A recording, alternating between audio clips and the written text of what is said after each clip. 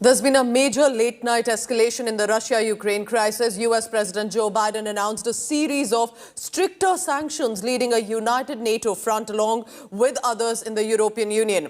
Now, the West has condemned already actions by Vladimir Putin, and meanwhile, the Russian cabinet has approved the use of Russian troops outside the border. Here's what you must know about what's been brewing in Ukraine and Russia.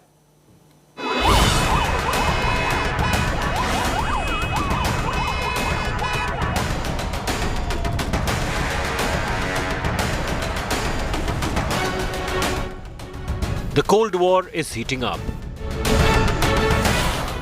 Hours after Russian President Vladimir Putin announced recognition of two breakaway regions of Ukraine as independent nations, the United States declared sanctions on Moscow. Slapping a tranche of sanctions, U.S. President Joe Biden said action by Russia is a flagrant violation of international law and demands a firm response by the international community. We're implementing full blocking sanctions on two large Russian financial institutions, VEB and their military bank. We're implementing comprehensive sanctions on Russian sovereign debt. That means we've cut off Russia's government from Western financing. It can no longer raise money from the West and cannot trade in its new debt on our markets or European markets either. Starting tomorrow and continuing in the days ahead, we'll also impose sanctions on Russia's elites and their family members. They share in the corrupt gains of the Kremlin policies and should share in the pain as well. The U.S. will continue supply of defensive weapons to Ukraine. We're united in our support of Ukraine. We are united in our opposition to Russian aggression. And we're united in our resolve to defend our NATO alliance. And we're united in our understanding of the urgency and seriousness of the threat Russia is making to global peace and stability. The sanctions come even as war clouds loom in Eastern Europe.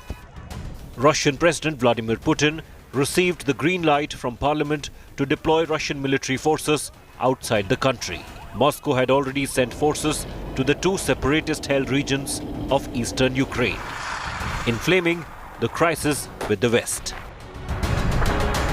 Putin, in an interaction with the media, also set new conditions, demanding the West must recognize the earlier annexed Crimea as part of Russia. Regarding using the armed forces abroad, well, of course, we signed the treaties yesterday. And in these treaties with Donetsk People's Republic and Luhansk People's Republic, there are articles saying about us providing those republics help, including military help. As long as there is an ongoing conflict, by this decision we are making it clear that, if necessary, we intend to stand by our obligations.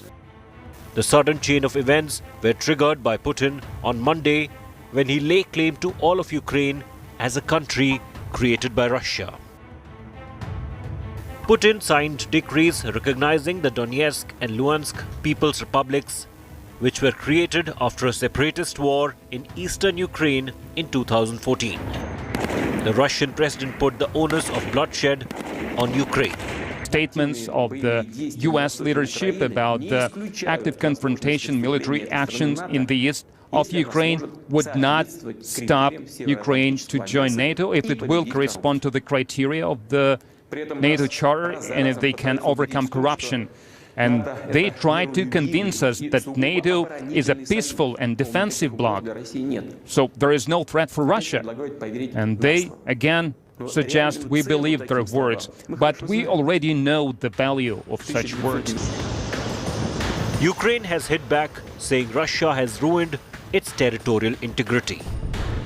We know that they ruined the international law. They did the blatant step. They ruined our territorial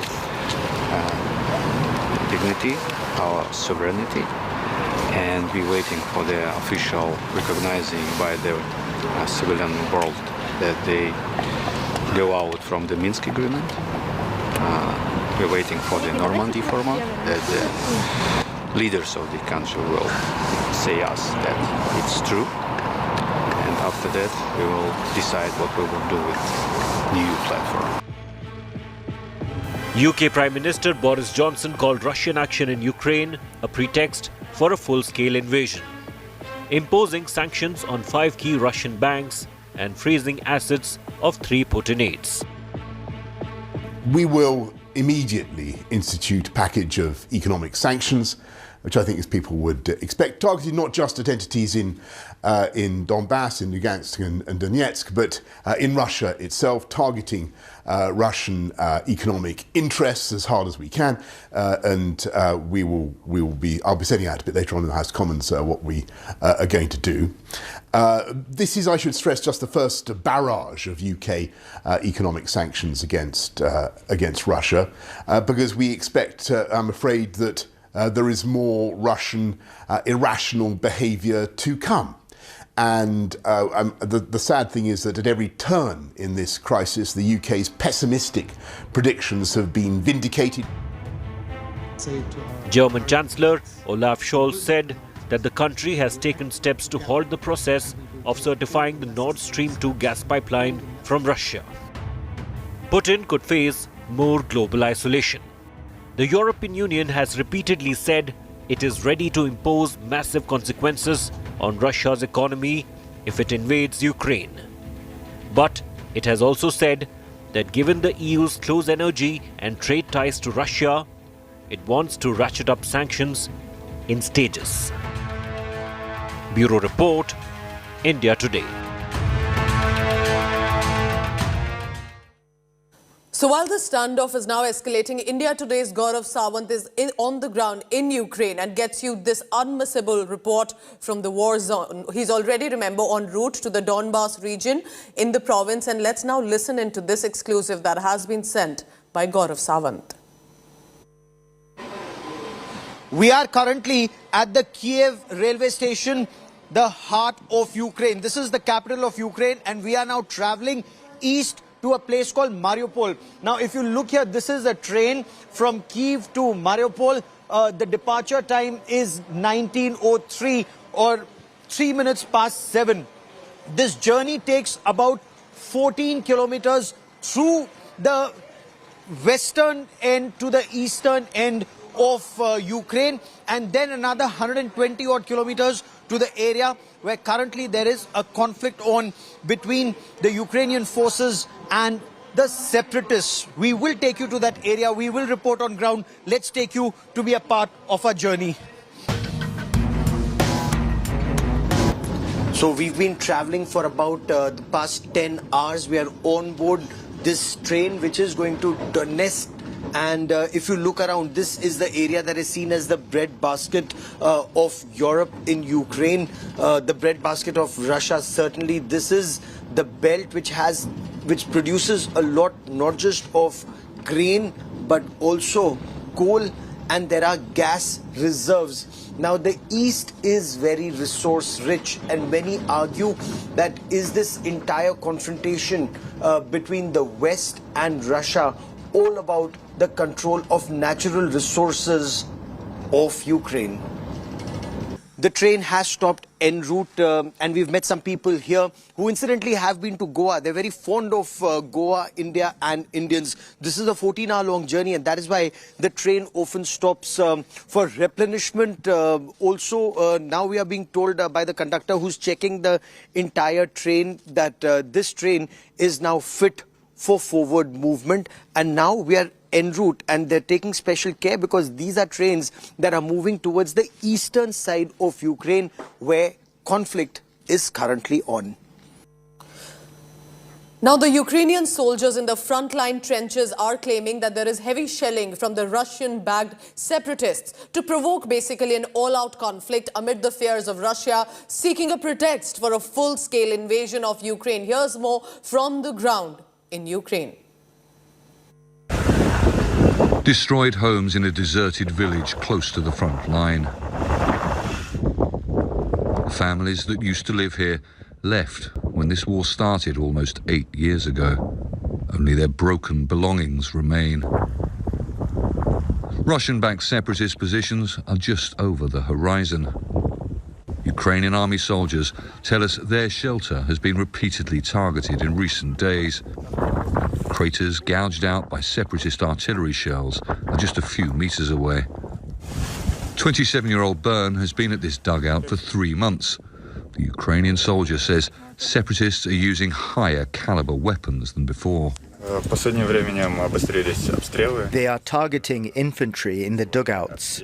I stood at the entrance and heard first incoming, 10 meters away from me.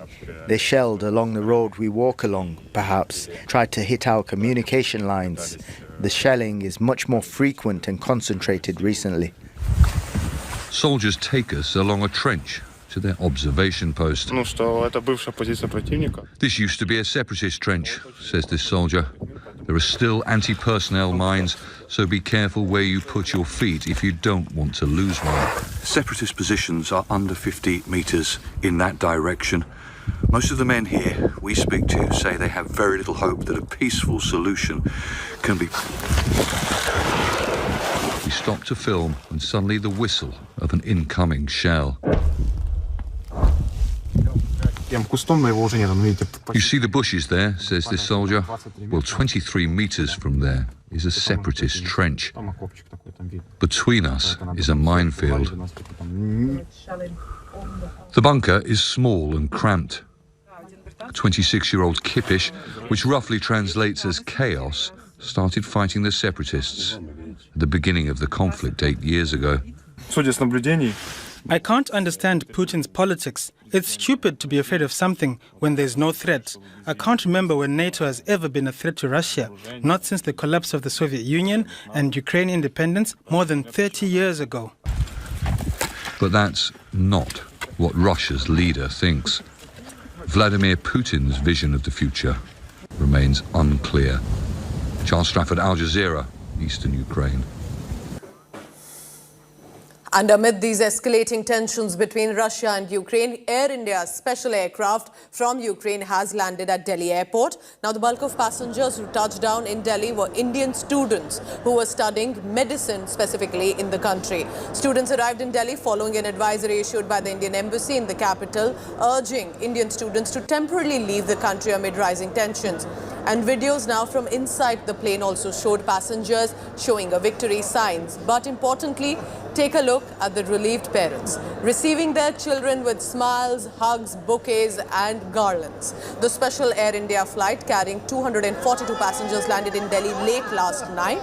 Some students returned also by other flights on Tuesday. A homecoming for many families. That's a visual from inside the aircraft. Last 1 week there will be panic situation, and last 2 or 3 days it will be increases, because when we hear the news that Russian troops are invaded in Ukraine and Donetsk, it's approx 100 or 200 kilometers far from our city. So situation are very tense. Situation is normal from outside, but there is something inside that we are not knowing, because our city is like only 40 kilometers from Russian borders. There is previous history of annexing like Luhansk and Donetsk. Yesterday he declared 2 new countries. Right. The sexual tension rises after his declaration, because we just did ticket yesterday. We did in emergency, and we just. And how much the ticket costed you? Which cost 60,500. Government give training for the adults more than 20 years. They are not allowing Ukrainians more than 20 years to leave their country, so they are preparing. But now finally you are happy that you have returned to India. Yes, we are really happy that we came. वहाँ पे अभी situation थोड़ी tensed है, because students are scared from that thing which is going on, and सही time पे निकलना is the best option. कल ये बात हुई थी कि भाई मम्मा हम आ रहे हैं, हम कल लौट जाएंगे, ये हमें चिंता हो रही थी उसकी जी. तो जैसे न्यूज़ देखते थे बहुत डर लगता था. एक ही बेटी है मेरे. अच्छा. हाँ जी. वो इतनी दूर भेज दी, एक दिल का टुकड़ा इतनी दूर निकाल कर भेज दिया है ना. इस करके डर तो लगेगा.